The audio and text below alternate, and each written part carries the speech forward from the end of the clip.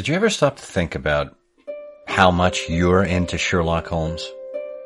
You probably take this for granted, but just think about the lengths you'd go to in order to have your fix. Now think about working on a major Sherlockian project, one that might be years in the making.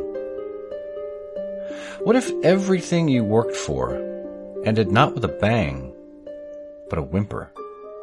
That is, what if you had a major theory and it suddenly went bust? This is what two tireless Sherlockian researchers were up to when they ran into difficulties. There were a couple times on certain aspects we thought we had hit that dead end. You know, not on the entire story, but on a thread of it. And sometimes you just have to go back to the beginning and start over and maybe go down a little different path. So there was something to be said for perseverance. So what happened as they continued their search for the heretofore unknown life of a Sherlockian legend, a legend that may have just been an elaborate, decades-long hoax? That's the mystery we'll be unraveling together.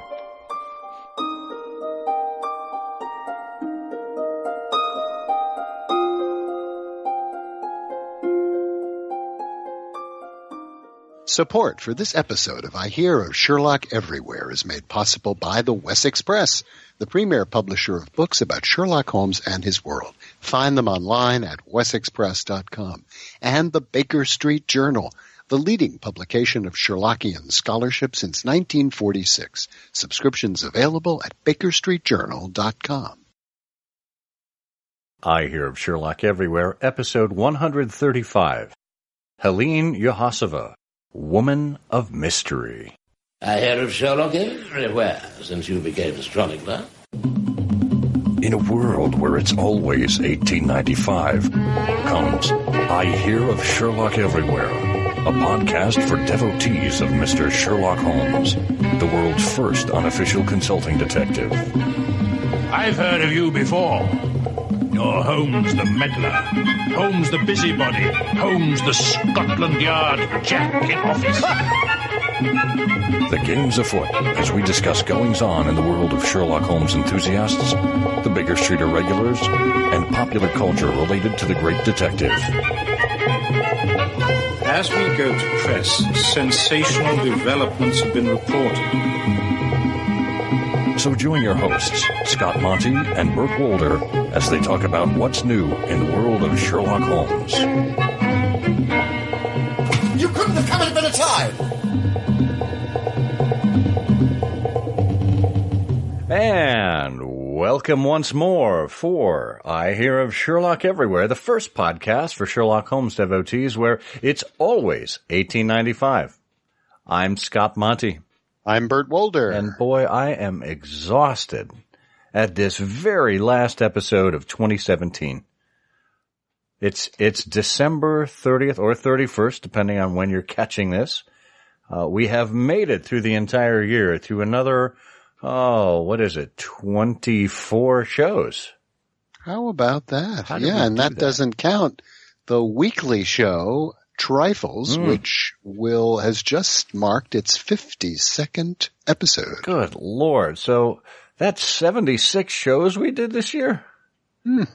I'm exhausted just thinking about it. Well, that's a great plug for Trifles. If you haven't gotten over to SherlockHolmesPodcast.com yet, or looked up Sherlock Holmes Trifles on your podcast player of choice, do that now. It provides a little more close to the story analysis and conversation, whereas here on I Hear of Sherlock Everywhere, this is more like fresh air for Sherlockians, where we interview fascinating people and talk about the things that they are doing.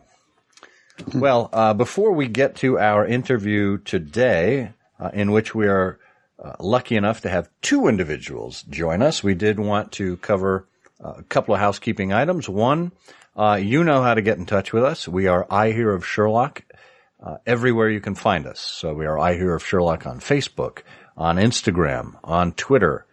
We have ihearofsherlock.com, where you can find us. The show notes for this particular show are available at ihose.co/ihose135, all lowercase, ihose.co/ihose135.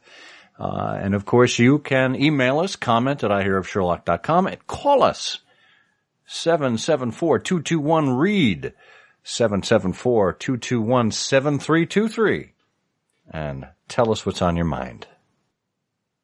Yeah, tell us what you got for Christmas.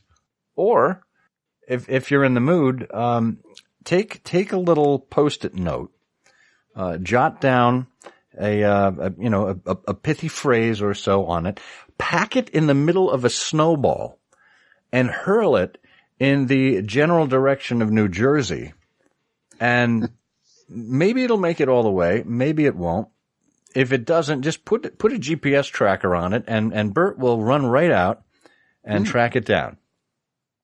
Mm-hmm. Yeah, I'll wait for it to melt, and then take a photograph of the Post-it note and burn the original, and then delete the photograph. And in that way, your information will be secure.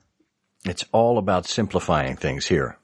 It is, but I will record your television viewing habits and use it to target advertisements that will reach you mysteriously in the middle of the night. Oh, that'll work out really handily when it comes to Sherlock Holmes brand advertising later in the show, won't it? Oh, yes. Let's see what we have in store for that one. In the meantime, if you like what you're hearing here, if you would like to help support us, become a patron. Go to patreon.com/ihearofsherlock, or just hit that orange Patreon button on our website and support us per episode, per month, whatever works for you.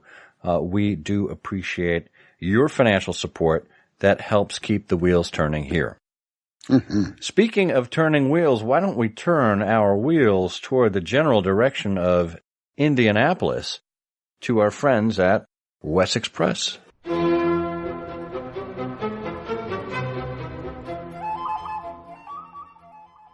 In the ancient Anglo-Saxon kingdom of Wessex, we're looking forward to Hogmanay and the tradition of first foot, gifts from the first person to cross our threshold after the stroke of midnight on the new year.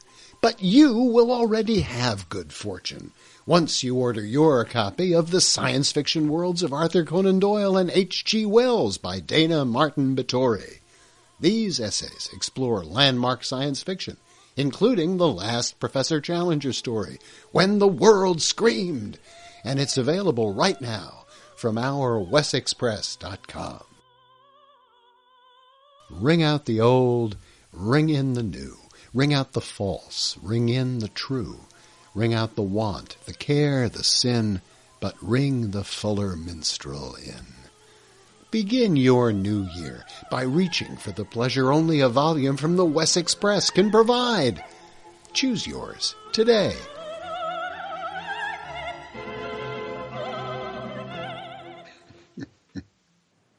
Well, you've got to turn your wheel, a lot more westerly to get to the ancient and Anglo-Saxon kingdom of Wessex. Oh, the wheel always turns. Don't reinvent that wheel, whatever you do. No. Yeah. It's perfect the way it is. A hub, a spoke. It's fine.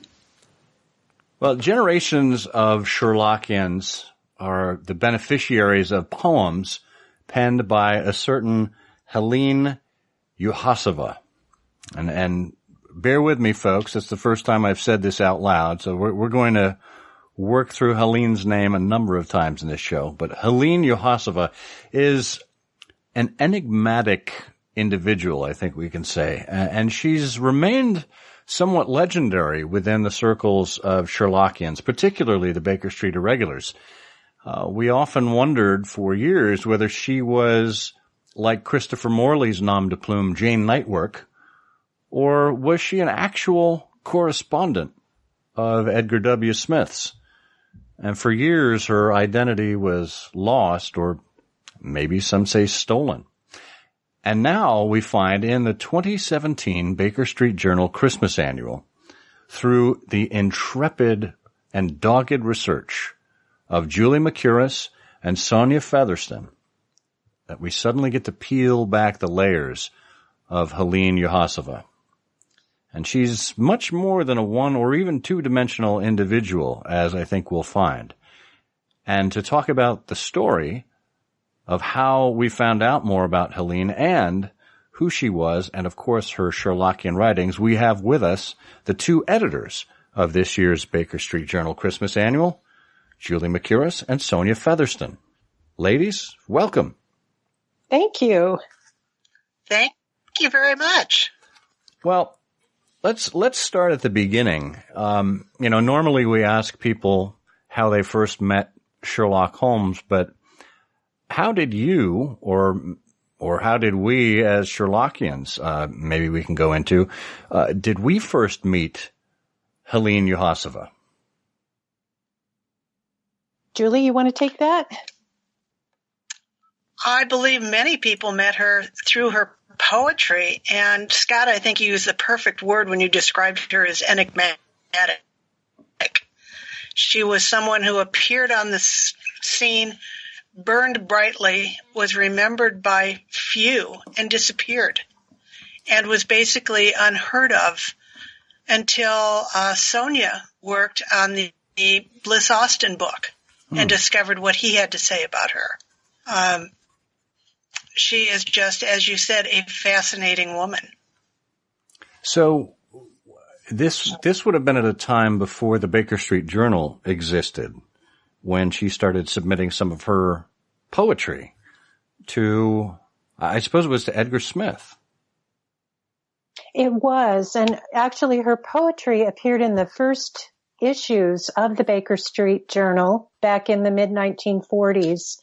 And originally she also was publishing for Edgar Smith in his Profile by Gaslight book that came out in the mid-40s, and she was a sonneteer and lyric poetess. I actually had heard of her for many years, maybe even before I ever heard of Bliss Austin, and I've had a copy of her booklet that was published called A Lauriston Garden of Verses, in which she inscribed her name. And Edgar Smith also happened to inscribe the copy that I have, so I have both signatures to compare, which was a wonderful resource as we were working on this Christmas annual. Yeah, and we'll go into the case of identity, shall we say, between she and Edgar in a little bit. How many poems did she contribute in total to the Sherlockian world? Only about a dozen. A dozen, wow. But they were so well done and so beautiful and so witty that I think I was surprised to learn that's how few there actually are. Sonia or Julie, what is the first trail? What is her first fingerprint on the Baker Street Irregulars? Is there a record of her first communication to Edgar or somebody? I believe it was at the 1942 BSI dinner. There is a mention of her in that a book was given to Smith with signatures in it, and hers is in it. And that seems to be the first record of her being mentioned in any connection with the Irregulars. We also know she attended the 1943 pre-dinner cocktail party when Gypsy Rose Lee was the woman. So we know she was present and among the Irregulars. So could she go back to that crossword puzzle that Morley famously placed and used as sort of an admissions test for that first wave of Irregulars? I don't know that we have any record that she did that, but I have complete confidence if she would have attempted it, she would have completed it. Probably so. So it's a mystery then. We don't really know. All we have is her name associated with that dinner and the first poem. Is that about it? That's about it. She is mentioned in correspondence between Edgar Smith and Christopher Morley. And other than that, it is not a long trail, which was what made it so difficult to find out anything about her. Yeah, so what do we actually know about Helene's early life? And more importantly, how did you actually go about not only tracking her down, but tracking down anyone that could fill in the gaps for you? Julie? Well, I'll start the part about how we found out what we did find about her. Is when we undertook the project, we didn't know when she was born or where. We didn't know if she was still with us or had passed away. But what we could find in the few newspaper articles about her that came about as a result of, shall we say, the Troubles in the late 1940s, was we knew she'd worked for the federal government and that she had been labeled as a communist sympathizer. And it was about that time that she lost her job and disappeared from the scene. So tracking her down was really dependent on those early newspaper accounts, which said that she was a young woman from Passaic, New Jersey, and whose parents were from Czechoslovakia. So using that information, I did research using the census materials and whatever else I could find in sites like Ancestry.com.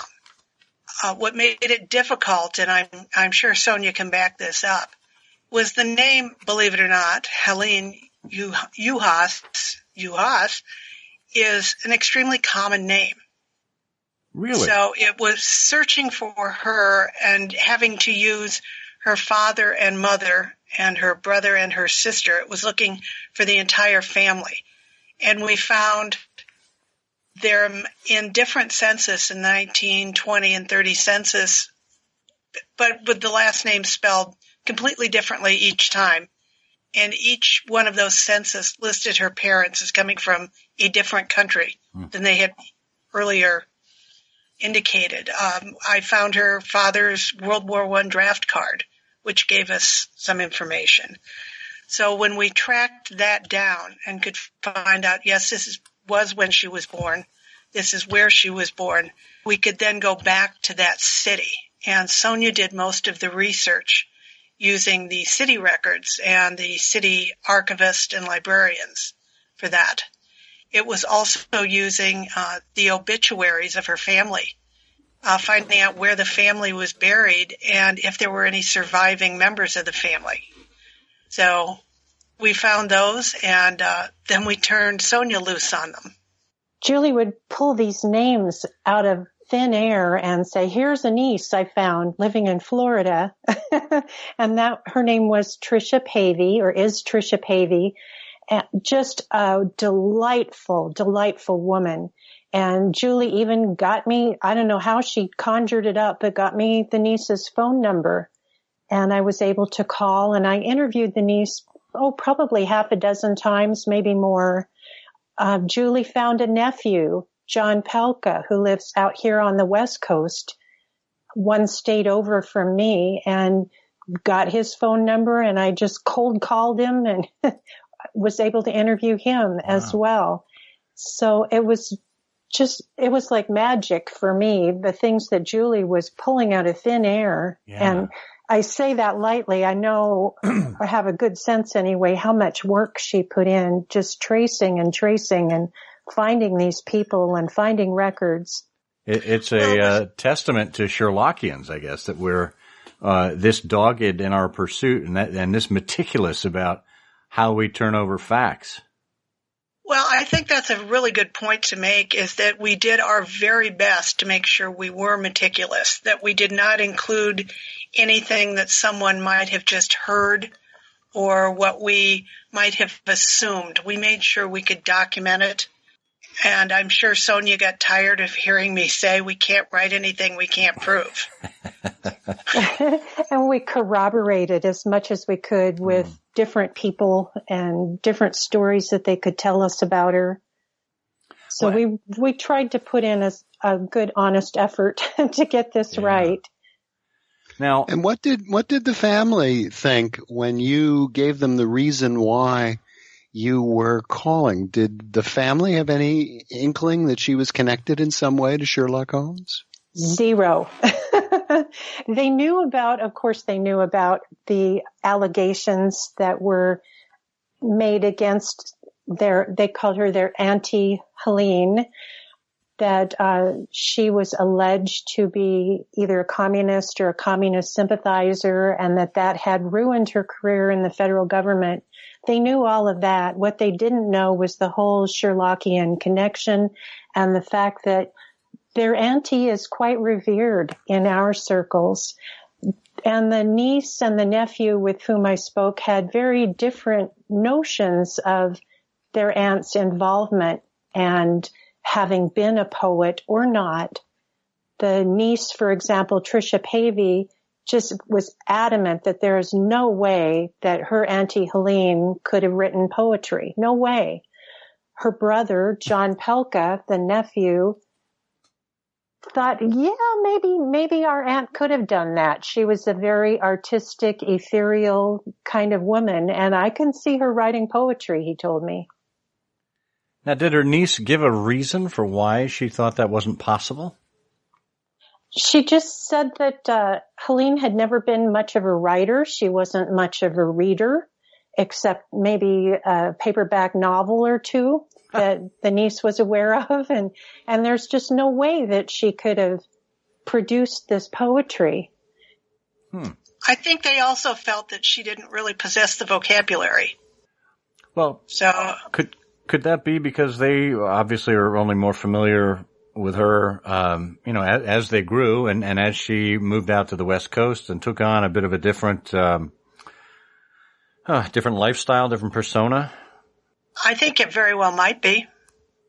Well, she was always going to be their aunt, speaking to them as children, no matter how old they got. True.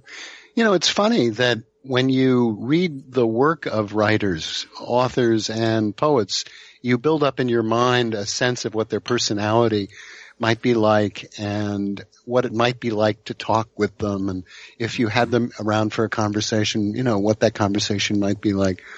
But there are people who have a chance in life to meet the writers they've admired, and many of them come away disappointed because their daily conversation is really nothing like the work that goes into writing or expressing themselves on a page. So there's not always a great connection there. Well, Bert, I mean, it's the same as far as our interview guests here. They're astounded at how idiotic we sound over the phone. Because we have a great editing team that makes us sound brilliant by the time the show goes to air. So I understand that. If you don't travel with an editor, it's really difficult. It's very funny. I was walking around the town where I live today, and there's a lovely little coffee shop, and they had a sign outside that said, "With enough caffeine, I can rule the world." And somebody had taken some pink chalk and crossed out the words, "I can rule the world," and wrote in, "I can dress myself and use my grown-up manners." And that's really the same sort of thing. I mean, true. If left to our own devices, we can dress ourselves and use our grown-up manners. Well, the dichotomy of opinion between her niece and nephew, this kind of leads to a theme I picked up in the annual here. As we're trying to find out more about who Helene was and what the origin of these sonnets were, that many have confused the authorship of over the years, we seem to have opportunities to believe one side or the other, or both at the same time. And I'm looking particularly at her work, her career, as you traced it. She was a woman, career-wise, who seemed to know how to get what she wanted. She managed to get a job at the White House beginning in November of 1940 as one of the corresponding secretaries or social secretaries for none other than Eleanor Roosevelt.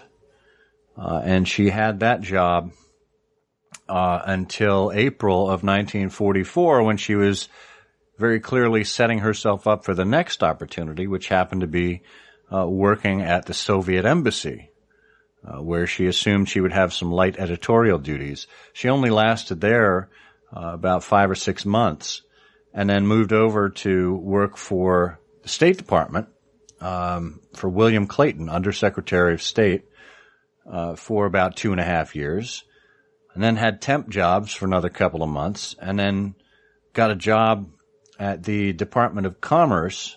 After this whole communist stuff blew apart, she got a job at the Department of Commerce and quit 4 weeks into that. And there was one short sentence that I found that you quoted from her Civil Service Commission report. When they looked into her and who she was and what she was like, they said, quote, "The subject exaggerates, deviates from truthfulness in various degrees, and in a number of instances has made misstatements of facts so as to place herself in a more favorable position," end quote. So right there, it tells us that all may not be as it seems with Miss Helene Yuhas. Is that fair? Well, if we are to believe the report, that was their finding. We also give 4 different scenarios for things that could have been possible, that she was an active agent on behalf of the Soviet government, that she was an innocent victim, and so on, and leave it to the readers to decide. What we've done is just present the information and let people decide for themselves. I'm not sure about Julie. I think I went into this whole project thinking that Helene was the poetess and Helene was an innocent bystander who was terribly wronged. Now I'm not so sure, to be completely honest.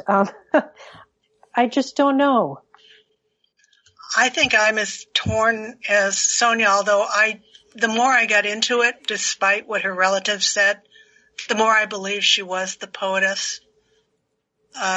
In terms of whether or not she was doing anything for the Russians, I think that's going to be one of those things we'll never know. I did try to contact the Russian embassy, and oddly enough, they did not answer me. Apparently I was not high on their priority list. I think, didn't you go after them twice, actually? I did. I should have gone with 3rd time's the charm, but at that point I didn't think that I was a priority for them and a long-gone secretary from an embassy. But, well, it's an interesting series of events. You know, we can talk a little bit more about her career trajectory, but a couple of things stand out to me. One is it doesn't really support the idea that she knew what she wanted and was able to get it, because her career was really haphazard. You know, as you point out, moving from this to that. Second, she was never really in a particularly useful position. I suppose one of her last positions where she was working in that, was at the Commerce Secretary's office, where she was actually reading cables and things like that. You know, she might have had some information there, but her work with Eleanor Roosevelt was managing her correspondence.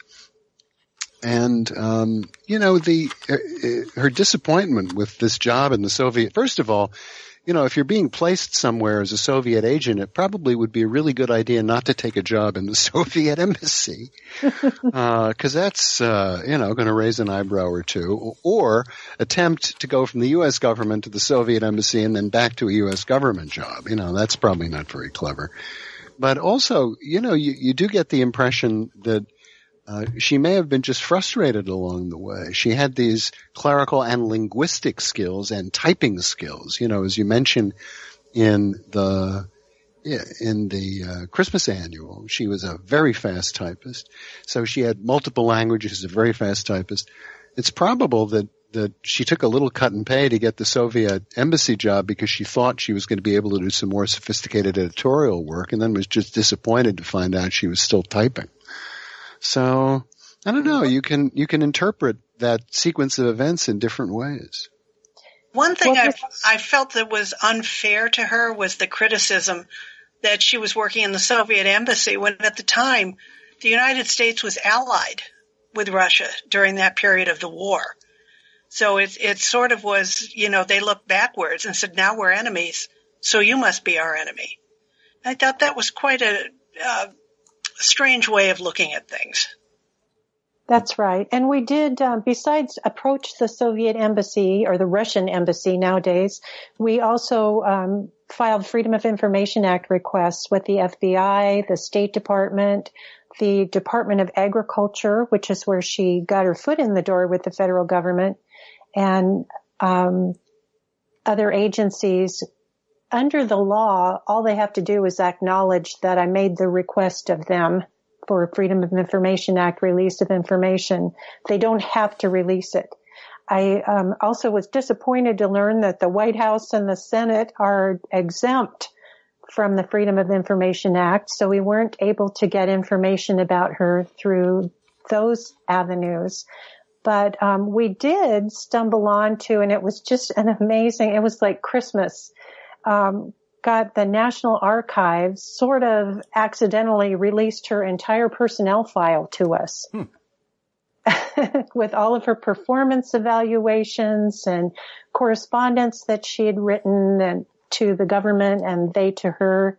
And that was just a brilliant, wonderful resource for us in figuring out who she was. No collusion. No. And so she stated. I have to thank Senator Jeff Merkley and his office. He's one of the two senators from my state, Oregon, and his office was so helpful to me. And I was up there camped out on their doorstep several times. They finally were able to get the National Archives to give me some information. Wasn't exactly what I was expecting, but it was wonderful nevertheless. And that information included, as Bert, as you mentioned, the one review that was not exactly stellar, but the rest of her job reviews were. But it also gave us more information about her educational background, her career up to that point, what she was doing in each of those jobs, who she knew, and probably in one of our very best finds, who she used as a reference for her jobs. And we're going to get to exactly who that reference was just after this short break. As our inspiration for the Baker Street Journal spot, let's turn to the very first appearance of Helene Yuhasova in the BSJ. She made her poetic debut in the very first issue of the Baker Street Journal with the bittersweet poem, A Greeting in Arduous. I hear your footsteps patter in the hall. I see you standing eager in the room before great Sherlock, and I heed the call to urge my budding poem into bloom. In vain, my verse is spatulate and tegular. Despite my prayers to Zeus and the great Jehovah, I'm not, alas, a Baker Street irregular. I'm just sincerely yours, H. Yuhasova. In those few lines, we can sense the angst and frustration of one so talented who is excluded by virtue of the times and the customs. But the Baker Street Journal, since its very inception, has been open to all. It's a publication that's meant for every Sherlockian, young or old, new or seasoned, male or female, BSI or non-BSI. It's where we can gather round the fire, swap stories, share theories, and generally celebrate our mutual Sherlockness. If you don't subscribe to the BSJ, or if you know of a fellow Sherlockian who doesn't subscribe, please get to bakerstreetjournal.com and correct that today. Now, we promised to reveal who that reference was in every one of Helene's job applications, but before we do that, just wanted to share with you one of her fantastic Sherlockian sonnets.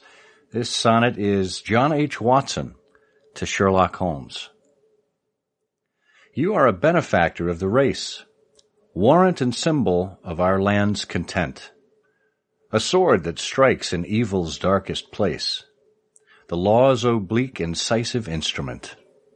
For this You have the nation's accolade, in grateful token of its wrongs redressed. But when your donative is fully weighed, not England, but the world will call you blessed. For you have given us escape today from threats that lie against our lives and pelf, while through the days to come you'll show the way to find illusion from the world itself. This is the benefaction I've designed to give you to the ages of mankind. This reference that we mentioned, or that you mentioned, that appeared in every single one of her job applications, who, pray tell, was it? It was a man named E. W. Smith, or Edgar W. Smith, as she wrote it out in some of the applications. And she used a lot of different people, including 2 members of the Soviet embassy staff, which is what led to her getting into trouble. But in every single job application afterwards, there was Edgar Smith. So that would lead one to believe that that the 2 of them were in regular correspondence, at least enough for her to feel comfortable asking for his recommendation. At this point, she would have been the woman at the, was it 1946 BSI dinner? That's right. So there's certainly something going on there. You can't deny the existence of one or the other, or certainly the independence of one from the other. They clearly knew each other and knew each other well enough to rely on each other for recommendations and for material for the journal. So it seems, and it was Smith who labeled her as the Poetess Laureate of the Baker Street Irregulars, and who was the one who gave her pen name. He published her book, The Lauriston Garden of Verses, as well. Yeah. And he's really the first one that called her Yuhasova. From what we could find, yes. Yeah. And she willingly accepted that. I mean, she signed her name that way and everything. Is that a name that she took with her to the West Coast, or was she simply known as Helene Yuhas when she moved? She dropped the OVA and used her own name thereafter. And she had never used that in a professional sense either. It was just in her writing. Okay. Got it. So help us trace how the identity of Helene Yuhasova and Edgar W. Smith were intertwined, and in some ways that his overshadowed her in later years. Sonia, I think you should answer this one. Well, in the Christmas Annual, we have a chapter that's devoted to the poetry, and we introduce it by making a case for Helene and then a case for Edgar W. Smith, since each of them seem to have claimed credit for writing the poems. I think Edgar Smith waited until around 1950 to start claiming credit for having written some of the poetry. And 1950 is a critical year because at that point, Helene is gone from the BSI's orbit, and she's not there to assert her authorship. She's off on the West Coast beginning her new life without the BSI, and he starts publishing and republishing poetry such as the long lyrical poem called The Solitary Cyclist Rides Again. And he had previously published that under her byline, and he suddenly claimed that he was the author of that poem. And then from there, he started seeming to claim credit for other works that had been attributed to Helene. Now, where was The Solitary Cyclist Rides Again first published? Well, it was first published in the Baker Street Journal, I believe. And then he, of course, had his Baker Street Quartet that came out that year in 1950. And in it, he claimed it was 1/4 of his quartet of poems that he wrote, he said. So, and we deliberately did not come down on one side or the other. We did not side with Helene being the poet versus Edgar Smith being the poet. Again, just leaving that for the readers. Each poem, including a very brief couplet that she or he prepared, each is in the Christmas Annual, and readers have a chance to read through them themselves.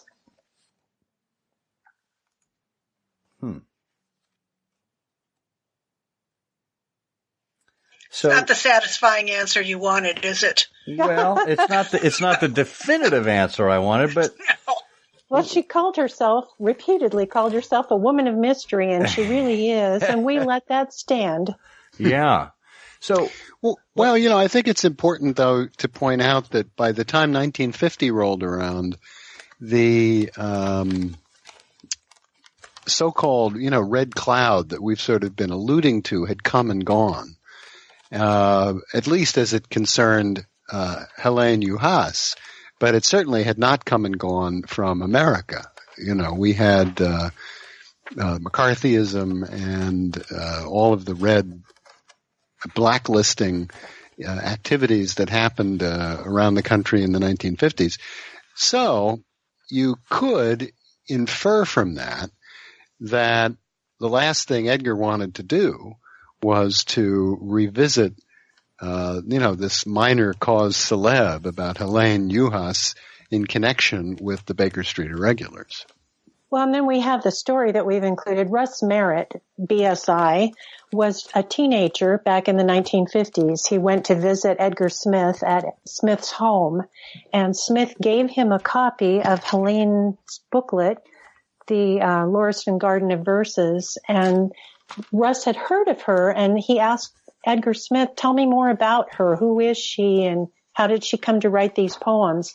And Russ described for us, I interviewed him in New York a couple of years ago, and he said Edgar became very secretive and very cagey and didn't want to answer any questions about her.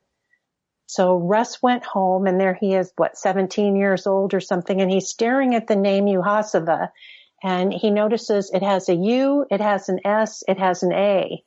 So he invents this whole theory about how it's a sort of a Soviet idiomatic way of getting back at the USSR by having this USA name thrown in there. It's a wonderful little story about Russ Merritt.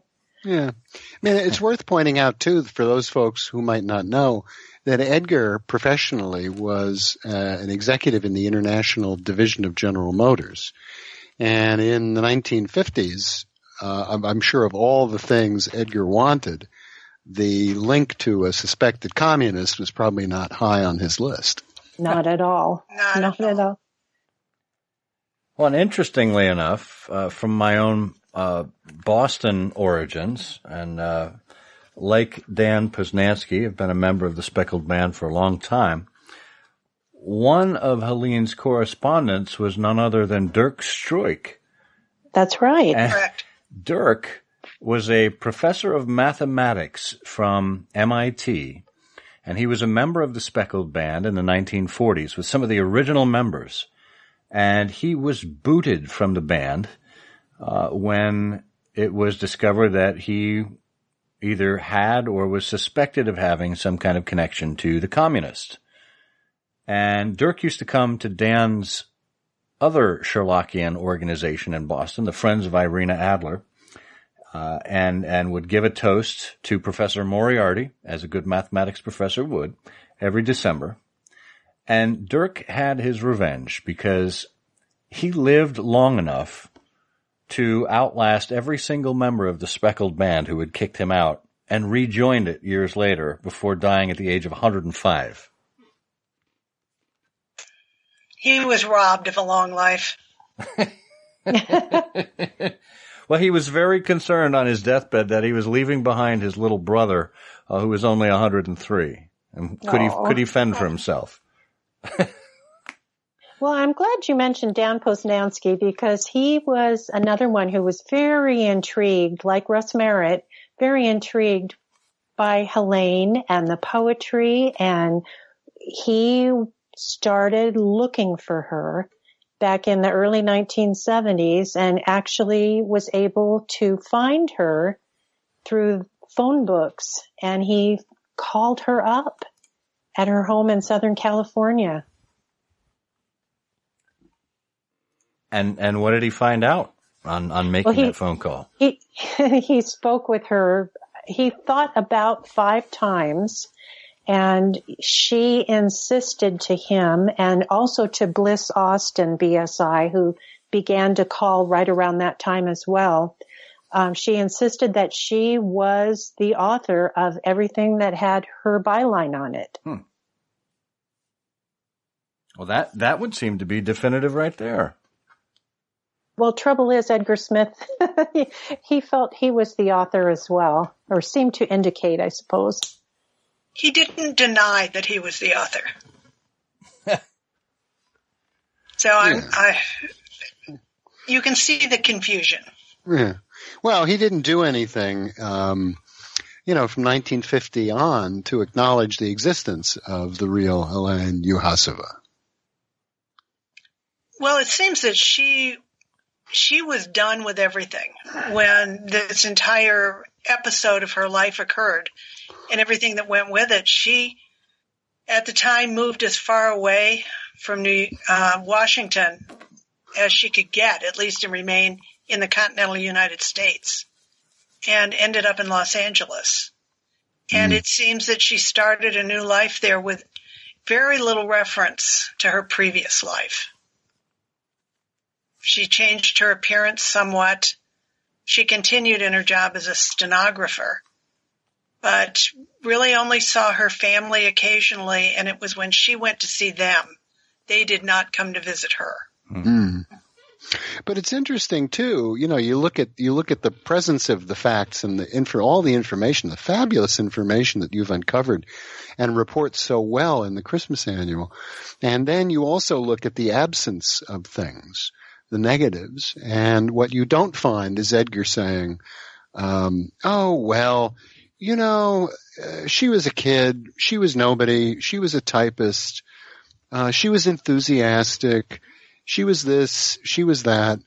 He doesn't seem to construct a single sentence that the subject of which is Helene Yuhasova. It's as if he's really happy not to mention her existence. And when the subject of the work comes up, in an undeclarative way, events seem to link him to creating it. But on the same point, he doesn't step up and say, "Oh yeah, I wrote that. I remember it was a Tuesday afternoon." And we can only speculate why that was. If he was trying to protect her, if he knew she had started a new life, if he wanted people to think he had done it. It's, as you say, there are a lot of things we could not include because we couldn't find it. There was no, wonderful string of information, no great packet of letters in a battered tin dispatch box that could lead us to that. So as Sonia has said, all we could do was relate what we could find and document. And we were able to document some pretty remarkable things, some big surprises, such as after she moved to California, she launched an acting career. So even though she was trying to hide and obscure her identity, here she was on stage, and we were able to find 3 different plays. Julie was in touch with the archivist at a theater company where Helene worked, and even got copies of the old playbills that listed Helene's name, and we reproduced one of them in the Christmas Annual. She went on to a relationship with a man named Ben Weingart, who was a California property developer, hotel developer, and billionaire. Spectacular friendship. And through his tutelage, Helene went on to become independently wealthy herself. There were all these surprises that were just amazing discoveries. And I think Julie and I we were on the phone, we were emailing almost every day. These discoveries were tumbling into our laps. And some of them came in the strangest ways. The one that Sonia just mentioned, that she went on to have a short-lived theatrical career. I called Sonia one day and said, I'm looking at the last letter that Sonia sent to the government, which says, for any further correspondence, please contact me at this address. And it was the address for the Pasadena Playhouse. Huh. And so I contacted them, and they were extremely helpful. Unfortunately, they had no photographs. But it seems that after she left that, she, by which time she had dyed her hair a platinum blonde, that's when she went on to work at the Beverly Hills Hotel. And that hotel work led to her meeting Ben Weingart, the billionaire. I remember that very vividly. Julie called me or emailed me, and she said, I found this link, a possible link with Helene to this man named Ben Weingart, who apparently was very wealthy. He left this foundation that's still in existence, wealthy charitable foundation, and that a lady named Helene Yuhas was his companion for a number of years. And what do you know about that? And by the way, it says in here that she had platinum blonde hair. So I said, well, the known photographs, she had brown hair. So I called the niece in Florida and I said, did Auntie Helene ever have blonde hair? Oh, yes, the niece told me. So we were able to link all these different linkages, and Helene's story eventually emerged. And it's fascinating how it came full circle, because there's a story with photographic evidence in the annual of a private dinner that Helene attended with Ben Weingart and a certain former employer of hers. I think Wasn't Julie that should a tell nice this story. photo? What's that?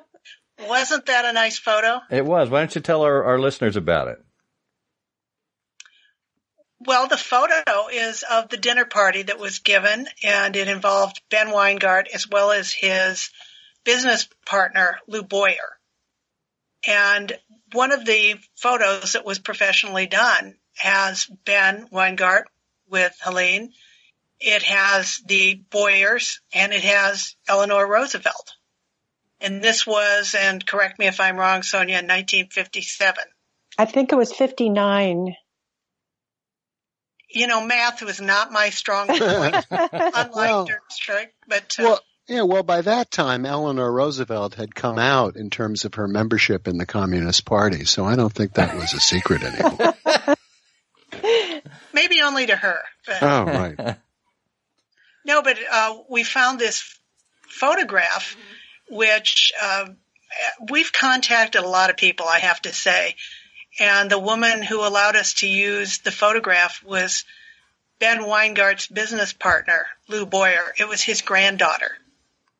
And she gave us these wonderful little anecdotes about Boyer and Weingart, and they could call anybody, and that person would call them back at the drop of a hat. They were both very active, I believe, in charities for Israel and a number of other worthwhile activities. And she very graciously allowed us to use the photo. So that was kind of one of our drop-dead moments, to think that approximately 10 years after leaving Washington under a pretty dark cloud, that now she's sitting with her, looking extremely glamorous, blonde hair. I believe she's got a stole on of some sort. And there's Eleanor Roosevelt sitting with her, looking like long-lost best friends. Julie makes it sound so easy. It was one of those things where, Julie, do you think we could possibly find this Boyer family? Were there any descendants? And Julie, just within a day, here's the phone number for the granddaughter, Karen Boyer Kennedy. So I phoned her, and oh yeah, she remembered that dinner party. They still talk about it in the family, and the china on the tables in the photographs is still used by Karen and her family. Wonderful. Wonderful. Now, thinking about this whole process, because Sonia, I know you are obviously involved in writing the history of Bliss Austin. We talked with you about that on episode 75. And Bliss was one of the early phone callers, along with Dan Poznansky, out to California, to Helene. But in thinking of putting this entire project together, how long did it take you from inception to completion? This was almost a 2.5-year process. And I want to be sure to mention I had done that Austin biography, but Julie also had done biographies of irregulars, specifically Leo Sauvage. And both of us had worked with families of irregulars, and that was invaluable experience, I believe, for both of us. Oh, absolutely. To bring to this project. And I would like to mention, too, that this project was basically, Sonia was on board with it first.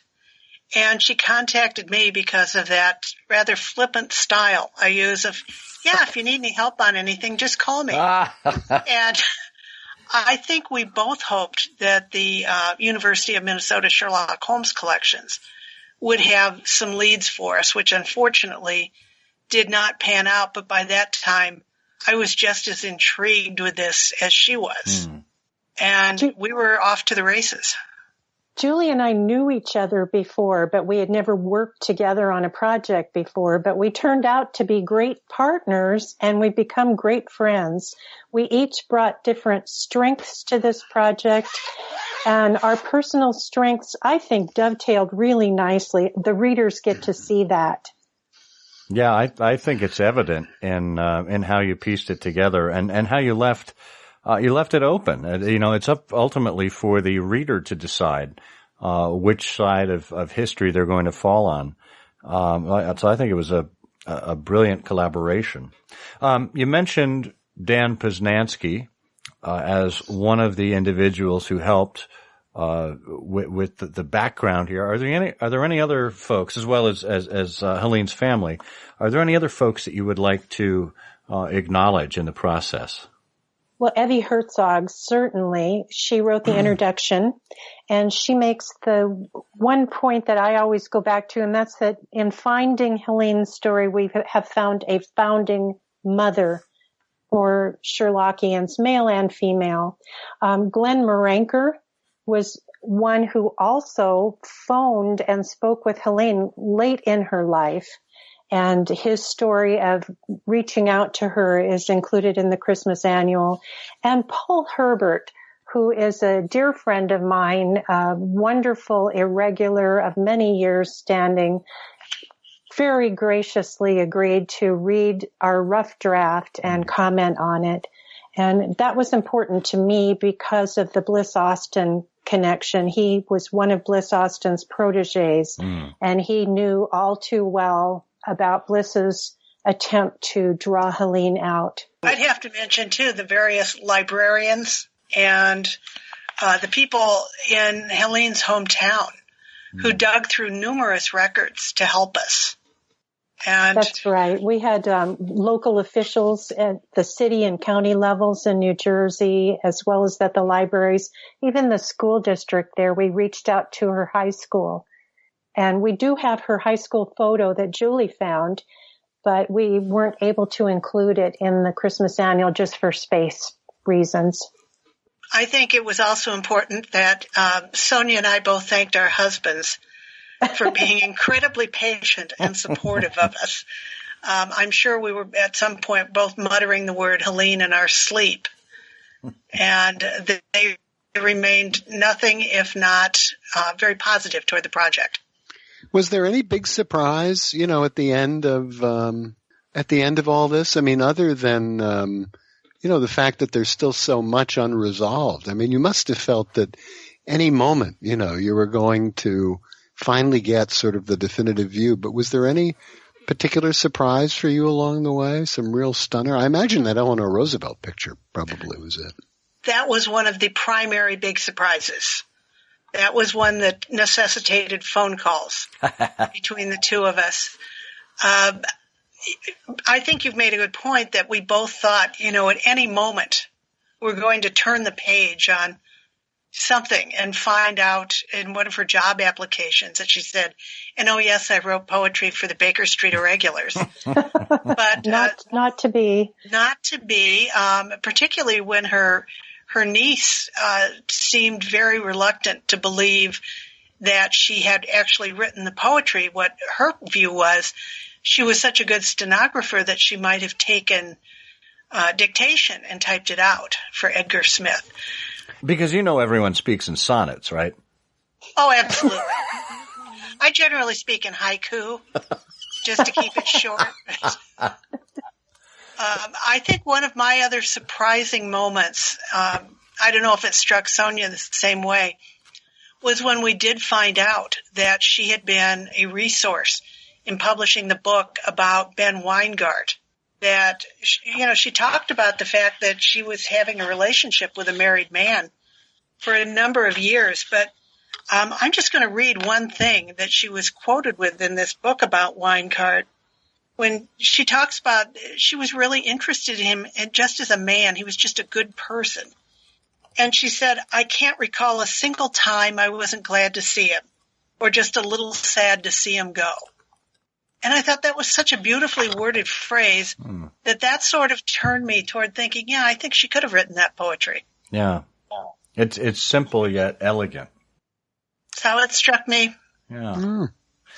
Well, for a simple but elegant voyage into a great Sherlockian mystery, we can do no better than to congratulate subscribers to the Baker Street Journal on the fact that they have the Christmas annual to read, and to suggest to you non-subscribers what you've been missing. And it's too late for this one. Boy, if you don't have this one. Well, there's always next year. That's true. That's right. They should subscribe. We also must thank the two Steves, Steve Rothman, editor of the Baker Street Journal, and Stephen Doyle, the publisher, for having the faith in this project and seeing it through. Absolutely. And it was kind of a questionable project with just the points you've brought up, which is we couldn't prove anything definitively regarding her authorship.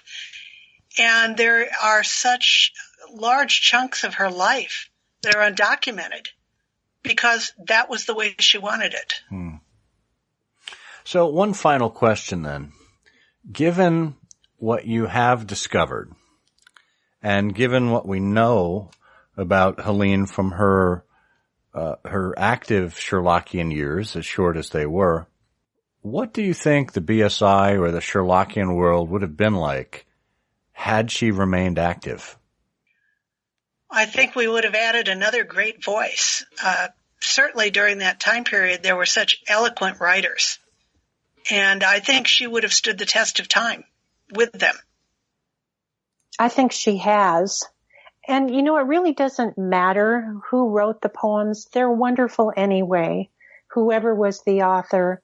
I would like to think that they would have welcomed her into the ranks of the BSI. They may have at some point. I don't think she ever expected it. But she is a founding mother for so many of us. She is indeed.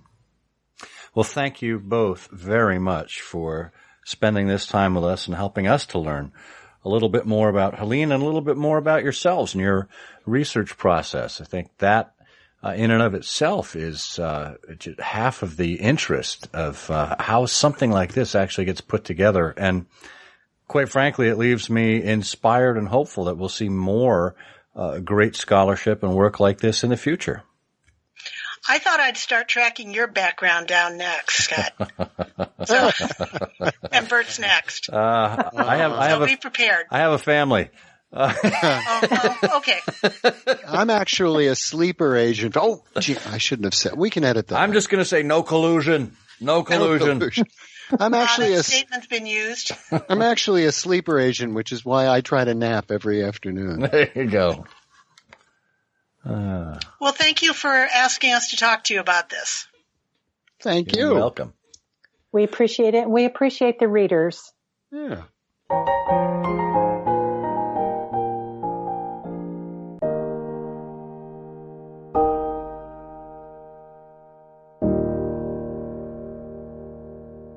What a project. Unbelievable. I can't even imagine. I mean, you think about just looking at the notes in the journal here, in the annual, they have 120 references in their notes, 120 notes. From the Freedom of Information Acts they filed to phone calls, to tracking down relatives. I mean, this is for a, how many pages is it? 70 pages of scholarship. That's a heck of a lot of work, but all worth it. It's amazing, isn't it, how even all these decades later, that particular period of American history, that concern that communists were infiltrating every nook and cranny of Washington, that decimated so many lives, so many professional lives, should have contributed to the what seems to be the unintentional obscurity surrounding Helene Yuhasova. It does. And, part of it is, I think it stands to the level of respect that Edgar Smith commanded within the Baker Street Irregulars, that they closed ranks, as it were, when it seemed like even there was a question of impropriety or doubt that was cast upon his efforts. But at the potential denigration of Helene's name. Yeah, I never realized until this conversation that Edgar was a Oh, no, I shouldn't have said that. Never. No, that's not in the Christmas annual. Well, interestingly, Julie and Sonia said that Yuhas was a common name, and I thought, well, could it be Czechoslovakian for Smith? And therein lies the confusion. I mean, yes, I think we figured it out. Yeah. Well, it was a great conversation, and it was a sorry time in American history. But boy, you really do come away with even more interest in Helene Yuhasova. Who knew she was an actress? Who knew she became wealthy in stocks and investments and in real estate or whatever? It's absolutely, you never know. Sherlock Holmes really is everywhere. You would never think there would be a Sherlockian connection between someone like Helene Yuhasova and all of these odd affairs, and yet there it is. Indeed.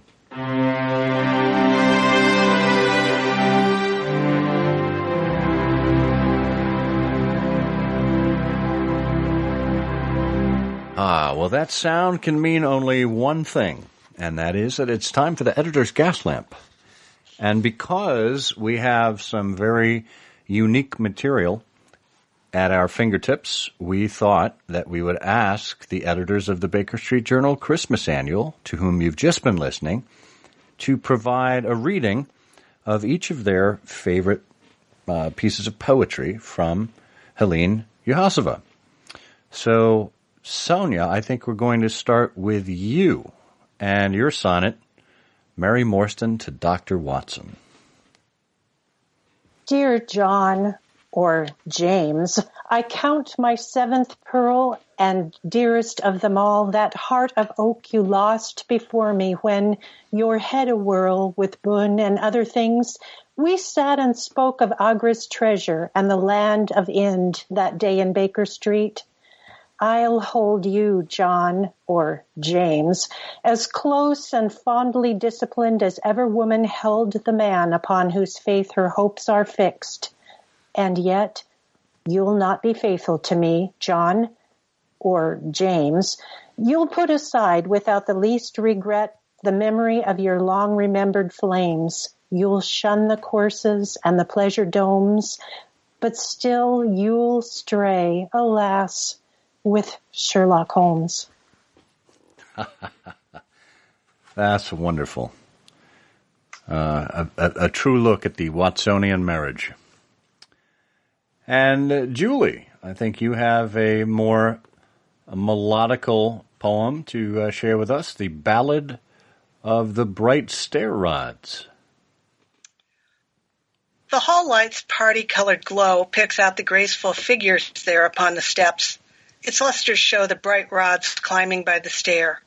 Half-open door and sweet night air, and peace within, against the odds of wild, dark business everywhere. Thank Watson for the bright stair rods.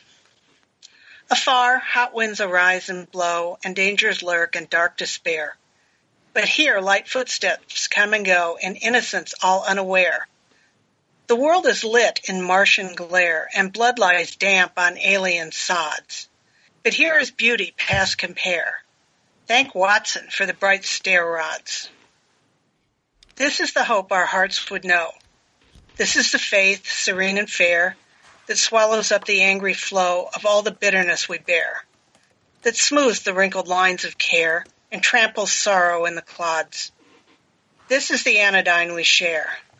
Thank Watson for the bright stair rods. Prince, when the trumps of Kismet blare, all kneeling to our special gods, humble and grateful be our prayer. Thank Watson for the bright stair rods. Wonderful. Ladies, thank you both. Gentlemen, thank you both.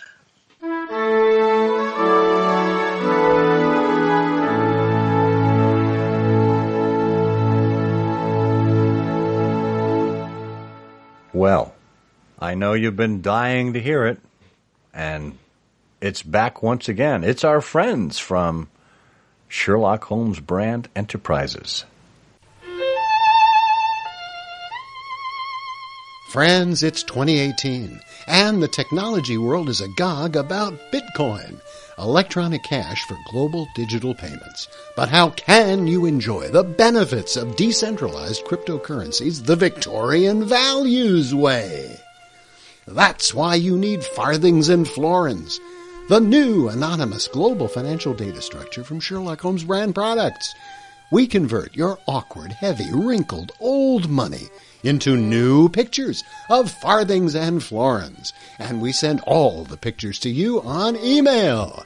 These high-resolution JPEGs are viewable on any device and may soon be recognized by major merchants as photographs. It's the only digital payment system that delivers the 3 C's: convenient, currency, conversion.